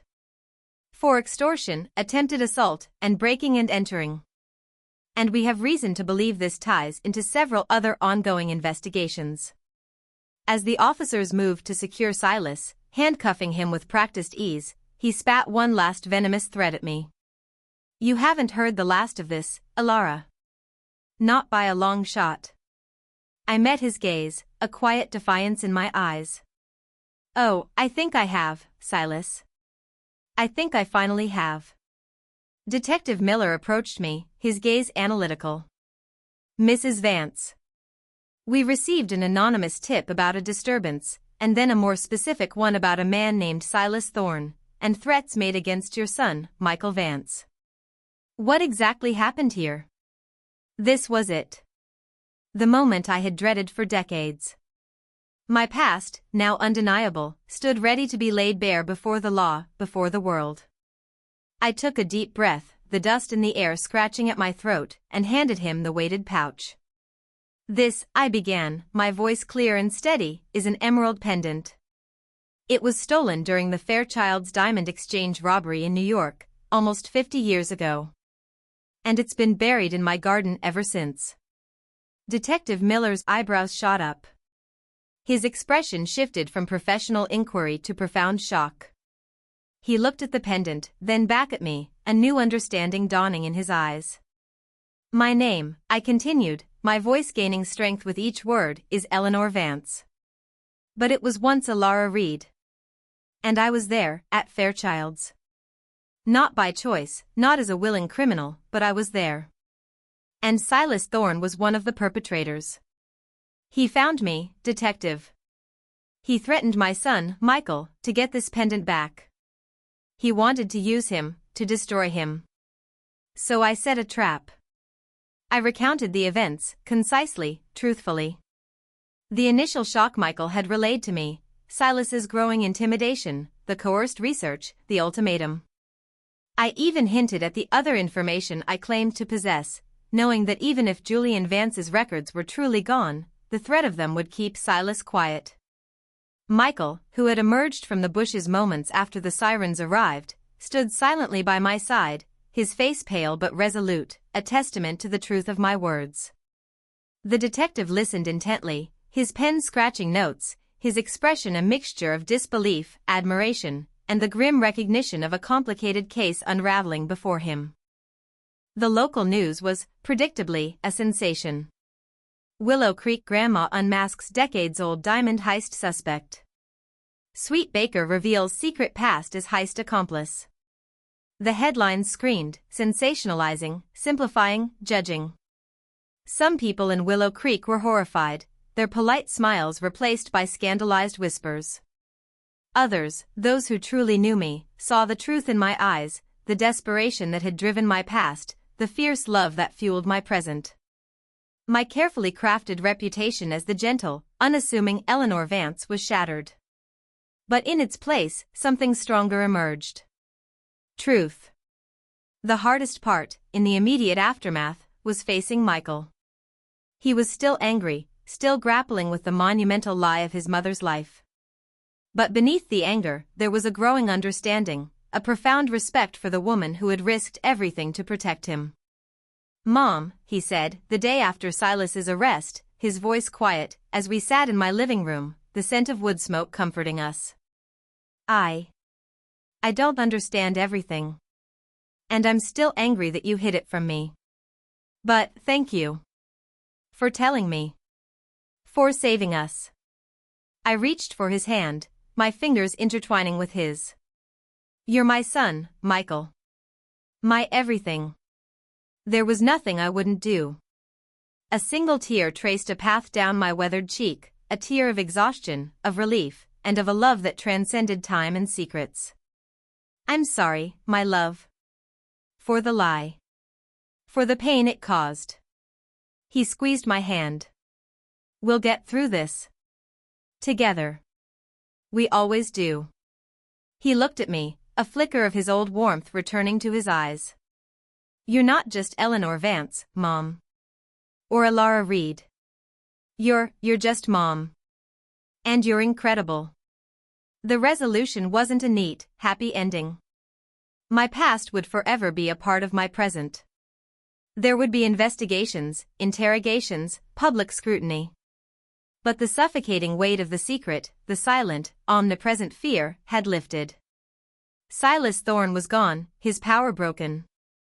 Michael was safe. And in the crucible of this terrifying confrontation, our relationship had been reforged, stronger, deeper, more honest than ever before. The dust had settled, and in its wake, a new kind of freedom began to emerge. The crisp morning air carried the scent of pine and impending snow, a gentle promise of winter's embrace. My hands, once trembling with fear, now moved with a deliberate, quiet confidence as I pruned the last of my rose bushes, preparing them for their long slumber. The past weeks had been a whirlwind of legal proceedings, police interviews, and the unrelenting scrutiny of both the local community and the national news. My serene life in Willow Creek had been irrevocably altered. Some of my neighbors, caught in the grip of scandal, now offered only wary glances or hurried averted gazes. The women of my garden club, once eager for my advice on soil amendments, now kept a polite, uncomfortable distance. The whispers followed me through the grocery store aisles, speculating on the true extent of Alara Reed's involvement in the Fairchild's heist, weighing her sins against her current image. It wasn't easy. The loss of my carefully cultivated anonymity, the judgment in some eyes, stung. But then there were others. Mrs. Gable, from across the street, who brought me a freshly baked casserole with a firm, knowing look, saying, "Eleanor, you did what you had to do. Any mother would." The young barista at the coffee shop, a budding history enthusiast, who approached me with a shy reverence, whispering, "Mrs. Vance," that was incredibly brave. And, most importantly, Michael, Sarah, and my grandchildren. Our family, though bruised, had not broken. If anything, the truth had forged new, unbreakable bonds. Michael, no longer carrying the crushing weight of Silas's threats and his own desperate secrets, was slowly regaining his old spark. The haunted look in his eyes had receded, replaced by a quiet strength. He was still processing the profound shock of his mother's past, but his love and respect for me had deepened, stripped of any illusions. He now saw the full, complex woman I was, not just the idealized mother. Sarah, initially furious and deeply hurt, had found her own strength. We had talked, long and painfully, over countless cups of tea. I had laid bare the fear, the desperation, the desperate measures I had taken to protect them all. She saw the truth in my eyes, the raw vulnerability beneath the steely resolve. She saw the profound love I held for her husband, for her children. Her anger had slowly given way to understanding, and eventually, a fierce loyalty. She now understood the dark forces we had battled, and her fear had transformed into a protective instinct for her own family. My grandchildren, Emily and David, were too young to fully grasp the nuances of organized crime and decades-old heists. To them, Grandma Eleanor was still the best baker, the most patient storyteller, the one who always knew where to find the plumpest berries. Their innocence, carefully guarded, remained a beacon of light in the aftermath of the storm. They knew Grandma had been through something difficult, but their pure, unconditional love was a balm to my weary soul. The emerald pendant, the catalyst for all this chaos, was now in the hands of the authorities, a crucial piece of evidence in Silas Thorne's renewed prosecution. Justice, though slow, was finally catching up to him. I would likely be called to testify, to face the glare of a courtroom, to relive the nightmare of Fairchilds yet again. It wouldn't be easy. But I was ready. As I finished pruning the roses, my gaze drifted to the old willow tree at the back of my garden, the spot where the pendant had lain buried for half a century. The ground still looked disturbed, a faint scar on the earth. It was a reminder, not just of a buried secret, but of a buried self. I was no longer just Eleanor Vance, the woman who had painstakingly cultivated a perfect life, a perfect lie. And I was no longer merely Alara Reed, the frightened girl who ran. I was a mosaic of both. A woman who had made mistakes, who had carried a heavy burden, but who had ultimately faced her past, not to bury it, but to conquer it. My life would never be entirely quiet again. The echoes of my past would always linger, a faint hum beneath the surface of my days. But they were no longer suffocating me. They were a part of me, woven into the rich tapestry of my experience. I looked at my garden, at the skeletal rose bushes reaching towards the pale autumn sky, promising new blooms in the spring. Just like me. Scarred, weathered, but still resilient. Still capable of life, of beauty, of growth. I had lost my anonymity, but I had gained my freedom. I had risked everything, and in doing so, I had not only saved my son, but I had finally, truly, saved myself. The sun, breaking through a cloud, cast a golden light over my garden, signaling a new dawn. It wasn't a fairy tale ending, but it was real. It was honest. And for Eleanor Vance, for Alara Reed, that was more than enough. My story was not over, it had simply found its true beginning.